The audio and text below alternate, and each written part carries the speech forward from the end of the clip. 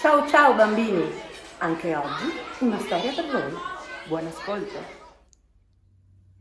I tre porcellini.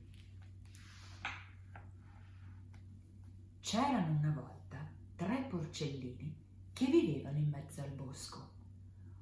Un giorno vennero a sapere che nei dintorni si era visto un lupo feroce e decisero di costruirsi una casa per proteggersi. Il porcellino più piccolo lavorò poco e si costruì una casa di paglia. Il porcellino di mezzo lavorò di più e costruì una casa di legno. Il porcellino più grande lavorò molto e costruì una casa di mattoni. Dopo qualche tempo, il lupo arrivò a casa del porcellino più piccolo e bussò alla porta. Aprimi, porcellino, che ti devo parlare.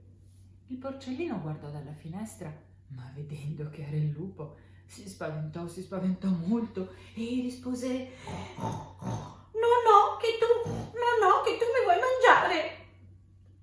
Se non apri la porta, soffierò e la casa abbatterò. Il lupo soffiò e poi la casa di paglia fu ridotta in 4 e 4/8 ad un covone di erba secca. Il porcellino più piccolo si mise a correre e corse fino alla casa del porcellino di mezzo. Insieme i due si misero a chiudere porte e finestre e poco dopo arrivò il lupo che bussò alla porta. Apritemi, porcellini, che vi devo parlare. I porcellini guardarono dalla finestra e vedendo che era il lupo risposero: No, che tu ci vuoi mangiare. Se non mi aprite la porta, soffierò e la casa abbatterò. Il lupo soffiò e la casa di legno fu ridotta in 4 e 4/8 ad una catasta di tronchi.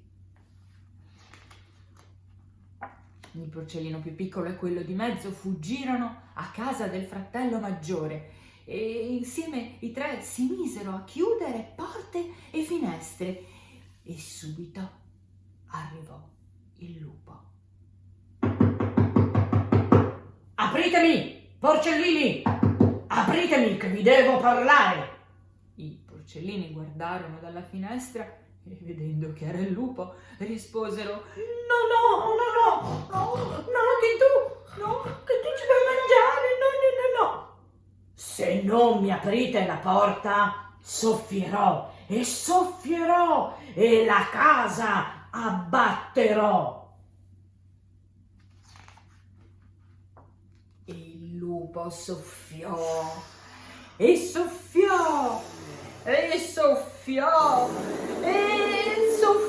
ma la casa di mattoni restava sempre in piedi.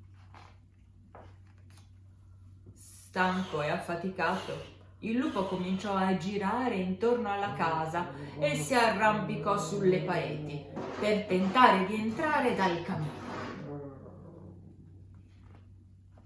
I tre porcellini sentirono un rumore di passi sul tetto e misero un pentolone d'acqua sul fuoco.